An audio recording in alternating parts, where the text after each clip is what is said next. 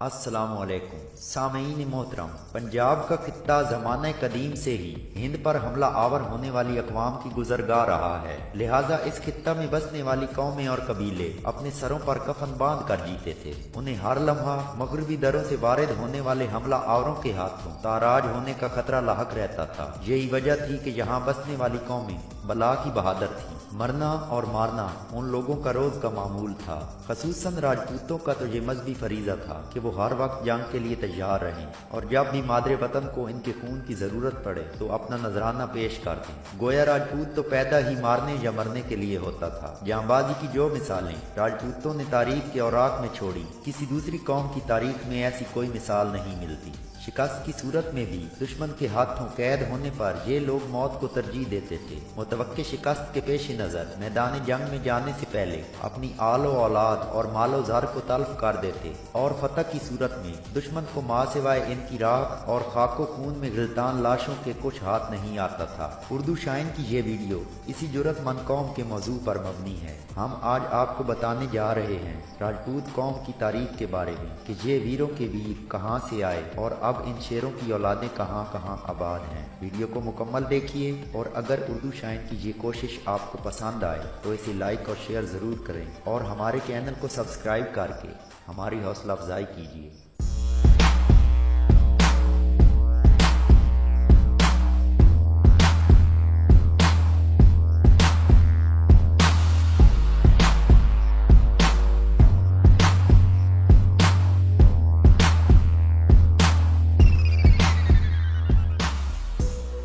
नाजरीन मोहतरम, लफ्ज़ राजपूत दो अल्फाज यानी राज और पूत का मुरक्कब है। पूत का मतलब बेटा, जबकि राज संस्कृत लफ्ज़ है जिसके मानी चमकीली या चमकने वाली चीज़ के हैं। तारीख़ हिंद में सबसे पहले अवाम ने ये लक़ब आरियाई खश्तरियों को दिया। तारीख़ फरिश्ता के मुताबिक खश्तरी जब दीगर हम असर अक़वाम पर हमले करते और बेतहाशा माल गनीमत लूट कर लाते तो वो लोग फ़क्र मुबाहात के इज़हार के लिए खूबसूरत और चमकीले लिबास पहनते और हथियार ज़ेब तन कर लेते थे। चुनाचे इसी बिना पर लोगों ने उन्हें राज या राजा का खिताब दिया, जिसका मतलब है चमकने वाला इंसान जो बाकी सबसे नुमायाँ हो। फिर उन्हीं राजाओं की औलादें राजपूत कहलाईं। बाद के दौर में यही लफ्ज़ राजा हुक्मरान के मानों में मुस्तमिल हुआ और राजपूत का मतलब बादशाह का बेटा कहा गया।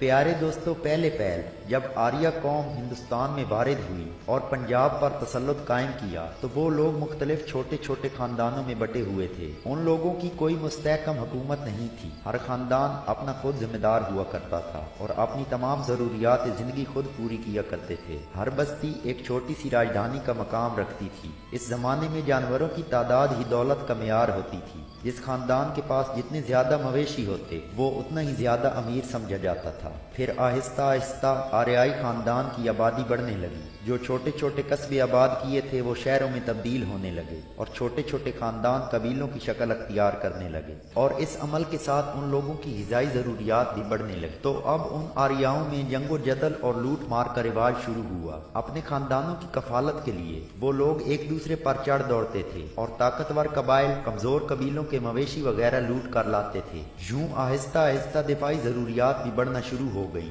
तो उन लोगों ने अपने शहर और कस्बे दुश्वार गुजार पहाड़ी इलाकों पर बनाने शुरू कर दिए। नाजरीन मोहतरम, इब्तदा में उन खानदानों या कबीलों का सरबराह या राजा किसी अहम मकाम व मर्तबा का हामिल नहीं होता था। बस एक बुजुर्ग होने की बिना पर या खानदान का बाप होने के नाते उसकी इज्जत व तकरीम की जाती थी। लेकिन जब उन लोगों में खाना जंगी ने रिवाज पाया तो राजा की अहमियत बढ़ती गई, हत्ता कि राजा का ओहदा मौरूसी बन गया और उसकी पुश्त दर पुश्त नस्लों में चलने लगा। एक दूसरे के करीब खानदानों ने मिलकर एक फर्द को राजा चुन लिया होता जो बैरूनी हमलों की सूरत में उनके दिफाई अमूर का निगरान होता था। उसी दौरे कदीम में दस्तकारों और काश्तकारों की बेहद अहमियत होती, इसलिए उन लोगों के लिए जंग में हिस्सा लेने पर पाबंदी होती थी ताकि इंसान की ये हुनरमंद जिन्स कहीं जाया न हो जाए। जहाँ काश्तकार और दस्तकार पर जंगी पाबंदी थी वहीं जंगी जवानों को खेती बाड़ी करने की इजाजत नहीं थी। गोया इन्हीं हालात में जात पात के निजाम को इस्तेकाम मिला और पेशे वरासत अख्तियार कर गए। ब्राह्मणों की औलादें भी ब्राह्मण बनी जबकि राजाओं की औलादें राजा या राजपूत कहलाईं और दस्तकारों की औलादें पुश्त दर पुश्त दस्तकार ही रहीं। नाजरीन, चूंकि आर्याई दौर में सिर्फ खश्तरी ही अस्करी पेशा और हुक्मरान ग्रुप था, इसलिए खश्तरी तबके के हुक्मरानों की औलादें बाद में राजपूत कहलाईं। मुअज़्ज़िज़ सामीन, तारीख के औराक में राजपूत सुरमाओं की बहादुरी की नाकाबिल यकीन दास्तान रकम है। ये कौम वाकई जांबाजी और शुजाअत में अपना कोई सानी नहीं रखती थी। खसूसन मुसलमान हमला आवरों का मुकाबला इस कौम ने जिस जुर्रत के साथ किया वो बस इसी का ही खासा था। जब मगरबी दरों से गजनवी और इसके बाद गौरी की हुक्मरानी में हमला आवर इस खित्ते में जाहिर हुए तो उन लोगों के यहाँ के राजपूतों से बड़े जानदार मार्के हुए। छोटी छोटी रियासतों, जागीरों और राजधानियों में बटे हुए राजपूतों ने बड़ी बेजिगरी के साथ उन हमला आवरों का रास्ता रोका और कदम कदम पर उनका तलवारों से इस्तकबाल किया। राजपूत लोग आज भी अपनी दलेराना और नुमाया खसूसियात की वजह से याद किए जाते हैं। बरसगीर में इनका सानी कोई और कबीला नहीं। अपनी बात के पक्के राजपूत, तलवार चलाने के माहिर और घोड़े के अजीम शाहसवार होते। इन खूबियों के अलावा आला ज़र्फ इंसान और मेहमान नवाजी के दिलदादा। उनकी खवातीन अपनी अजमत और पाकदामनी पर जा बजा नाज कर सकती थीं, क्योंकि अगर किसी औरत का शौहर मर जाता तो वो अपने शौहर के साथ आग में जल जाना पसंद करती थी। दोस्तों, राजपूत हिंदुस्तान पर 8वीं से 13वीं सदी तक हुक्मरान रहे और असलन सभी हिंदू थे।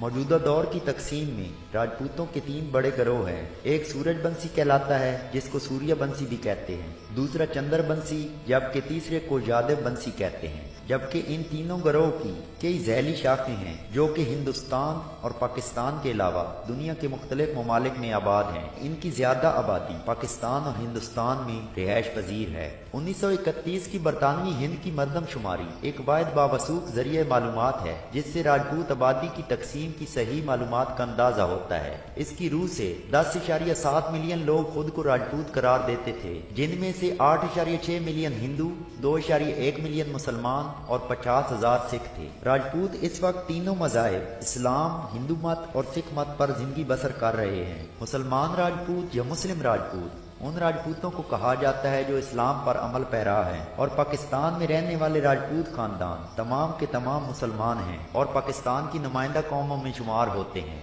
नाजरीन, राजपूतों का इस्लाम कबूल करना अमूमन कादरिया और चिश्तिया सूफी बुजुर्गों के हाथ हुआ। ये भी मुमकिन है कि कुछ का कबूल इस्लाम सियासी मुहर्रिकात पर भी मबनी था, क्योंकि दिल्ली सल्तनत और मुगलों ने इस्लाम की कबूलियत की हिमायत की थी। जॉन लॉरेंस वासराय के दौर में रायगढ़ रियासत का हुक्मरान खुलकर इस्लाम की जानिब माइल होने लगा। इसकी ये हालत देखकर इसके मुआसरीन को शदीद गुस्सा आया और उनके जज्बात इस कदर शदीद थे कि ये देखकर बादशाह ने तख्त छोड़ने का फैसला किया ताकि वो अपने नौ दरियाफ्त अकीदे पर कायम रह सके। जब बाद में इस बात की तहकीक की गई कि वो तो एक अच्छा हुक्मरान था और इसके खिलाफ नाकिस हुक्मरानी का कोई इल्जाम नहीं था और रियाया इसकी फर्मा रवाई से मुतमईन थी, तो 1 साल के गुजर जाने के बाद इस राजपूत हुक्मरान ने बरसरे आम कलमा तैयबा का इकरार किया और हिंदू मत से किनारा कुश हुआ। इस ऐलान आम में इसके फर्जंद भी शामिल हुए। इस मामला से अंग्रेज दौर में एक मिसाल कायम हुई कि किसी कायद या हुक्मरान को महज मजहब की तब्दीली की वजह से बदला नहीं जा सकता।